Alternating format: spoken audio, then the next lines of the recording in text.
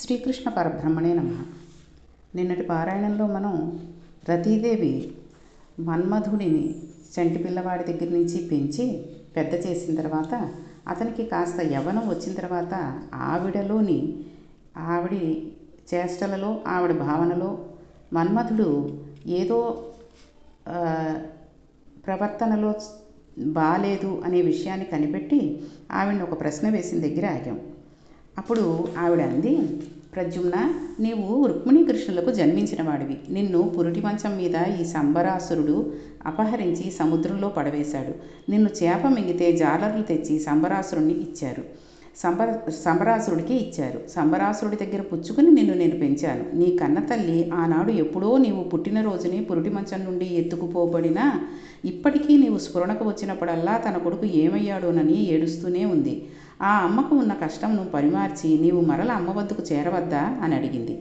ఆయనలో ఉన్న మాతృభావమును ఎవరి వైపుకు తిరగాలో వారి వైపుకు తిప్పింది. అవతార ప్రయోజనాన్ని పూర్తి చేయిస్తోంది. అప్పుడు ప్రద్యుమ్నుడు, ఉత్తర క్షణం నేను నా తల్లిని చేరుకోవాలనుకుంటున్నాను. మా అమ్మ ఎంత ఏడుస్తోందో.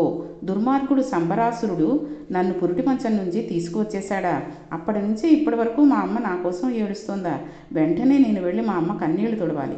నన్ను ఎత్తుకుపోయిన దుర్మార్గుణ్ణి చంపేశాను అని మా అమ్మకు చెప్పాలి. కాబట్టి నేను వెంటనే సంబరాసురుణ్ణి చంపేస్తాను అన్నాడు. అప్పుడు రతీదేవి అనింది, నీవు అంత తొందరగా వాడిని చంపలేవు. వాడి దగ్గర గొప్ప మాయలు ఉన్నాయి.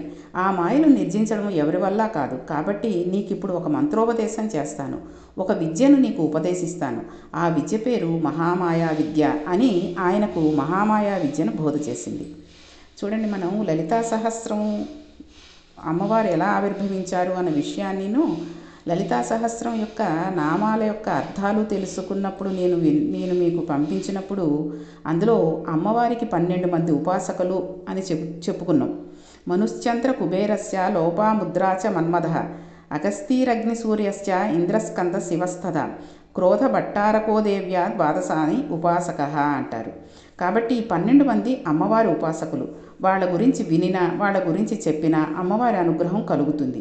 అమ్మవారు పరమ ప్రీతి చెందుతుంది. అందుకే రుక్మిణీ కళ్యాణం పక్కనే ప్రద్యుమ్నోపాఖ్యానాన్ని ఇచ్చారు.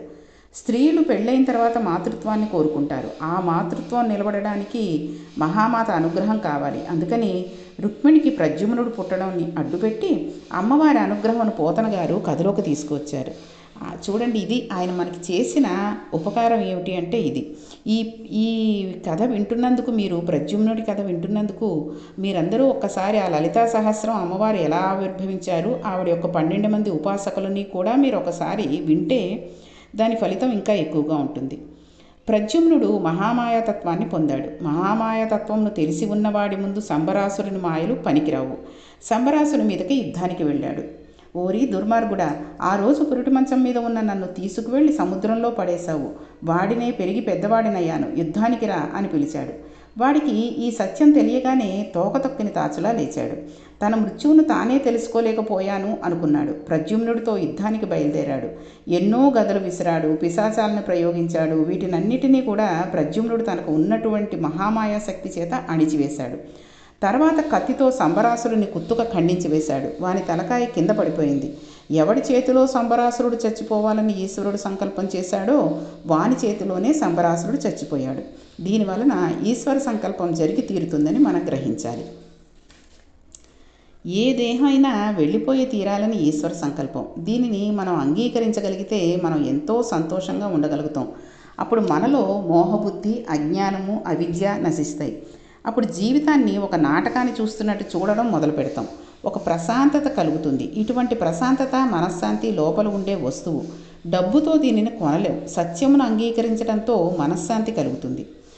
ఒక చిగురుటాకు పట్టుకుని ఎంతెంతో తపస్సు చేసుకుంటున్న వాళ్ళను తన కొనకోటితో పడగొట్టగలిగిన వానికి సంబరాసురుణ్ణి చంపడం ఒక లెక్క. అందుకని సంబరాసురుణ్ణి చంపి అవతల పారేశాడు. ఇలా చంపివేసిన తర్వాత ఒక విచిత్రం జరిగింది. వెంటనే ప్రద్యుమ్నుడు అమ్మను చూడడానికి వెళ్ళాలి కదా. ఇక్కడ జరుగుతున్న విషయాలన్నీ కృష్ణుడికి తెలుసు. కానీ ప్రద్యుమ్నుడి జాడ తెలియనట్లు ఊరుకున్నాడు. సంబరాసుర సంహారం జరగాలని ఆయనకు తెలుసు కాబట్టి అలా నిశ్శబ్దంగా ఉండిపోయారు.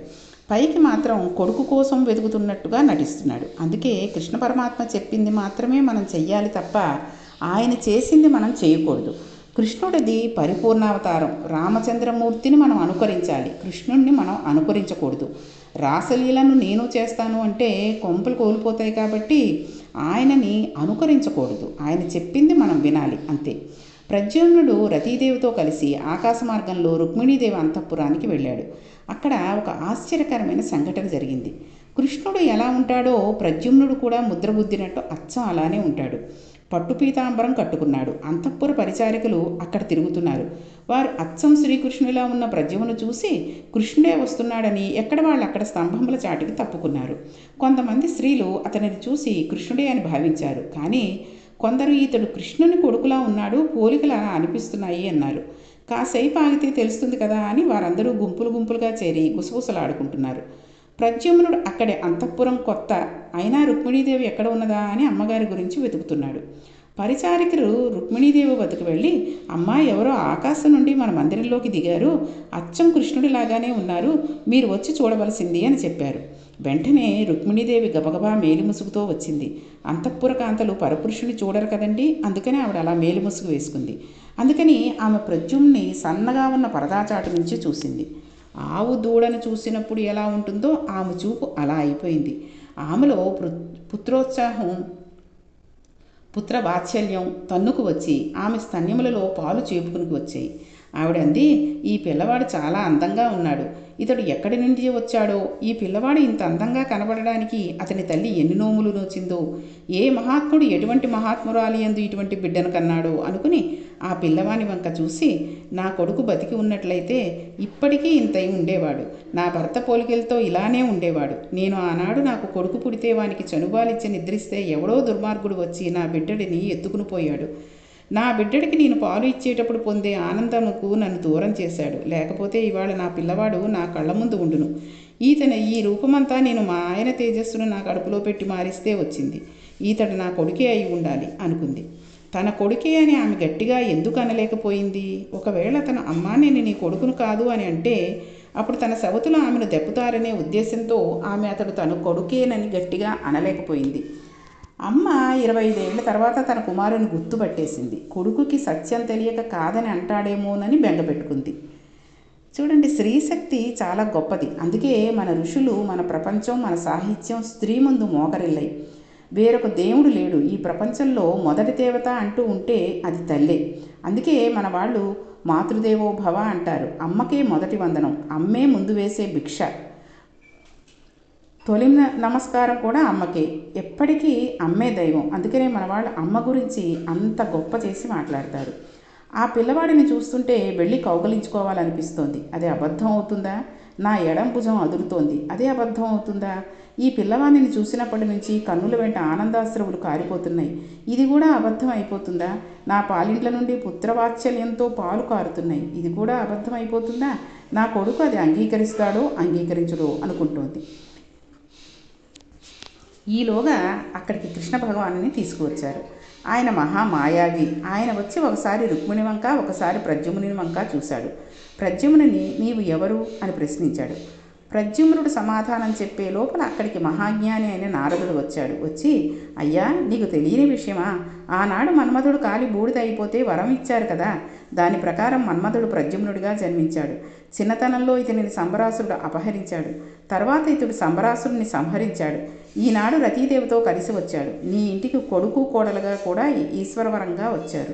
ఇది ప్రద్యుమ్నుడు ఎంచుకుని చేసుకున్న పెళ్లి కాదు, ఇది జన్మ జన్మాంతరం సుకృతం. ఇలాంటి కొడుకు కోడలు సృష్టిలో ఉండరు. పుట్టిన పిల్లవాడిని పెంచి పెద్ద చేసుకుని తన భార్యత్వమును నిరూపించుకుని భర్తను తీసుకువచ్చి తల్లికి అప్పచెప్పిన కోడలు, అత్తగారి యందు అంత గౌరవమును చూపించిన కోడలు, ఇంకా ఇంతకన్నా నీకేం కావాలి అని చెప్పాడు. రుక్మిణీదేవి గబగబా వచ్చి ప్రద్యుమ్ని రతీదేవిని ఆప్యాయతతో కౌగిలించుకుంది. కృష్ణుడు సంతోషించాడు. అంతఃపురం అంతటా భేరీలు మోగాయి. చచ్చిపోయాడనుకున్న పిల్లవాడు బతికి వచ్చాడు. ఆహా, రుక్మిణీదేవి ఎంత తపస్సు చేసిందో కదా, మరల కొడుకు ఇంతవాడై కనబడ్డాడని గోపకులందరూ ఆనందంతో వసంతాలు జల్లుకుని పొంగిపోతుంటే రుక్మిణీ కృష్ణులు పొంగిపోతూ కొడుకుని కోడల్ని ఇంట్లోకి తీసుకువెళ్ళి పెద్ద సంబరాలు చేసుకున్నారు. ఆ రోజు నుంచి అక్కడంతా ఎంతో సంబరాలు, ఎన్నో వేడుకలు, ఎంతెంతో ఆనందాలు, ఎంతెంతో సంతోషాలు. వీళ్ళందరూ ఇంత సంతోషంగా ఉన్నారు కదండి. ఈ పారాయణాన్ని ఈరోజు ఇక్కడితో ఆపి రేపు సమంతకమణి ఉపాఖ్యానం గురించి మనం తెలుసుకుందాం. ఏమైందంటే ఈ సమంతకమణి ఉపాఖ్యానంలో కొంచెం కృష్ణుడి మీద అనుమానం రావడం అది ఉంటుంది కాబట్టి ఇక్కడ వీళ్ళందరూ సంతోషంగా ఉన్నప్పుడు మళ్ళీ ఇది మొదలెట్టడం ఎందుకు అని చెప్పి మొదలెట్టట్లేదు. కాబట్టి ఈరోజు పారాయణను ఇక్కడితో ఆపి రేపు సమంతకమణి ఉపాఖ్యానాన్ని తెలుసుకుందాం. శ్రీకృష్ణ పరబ్రహ్మణే నమః.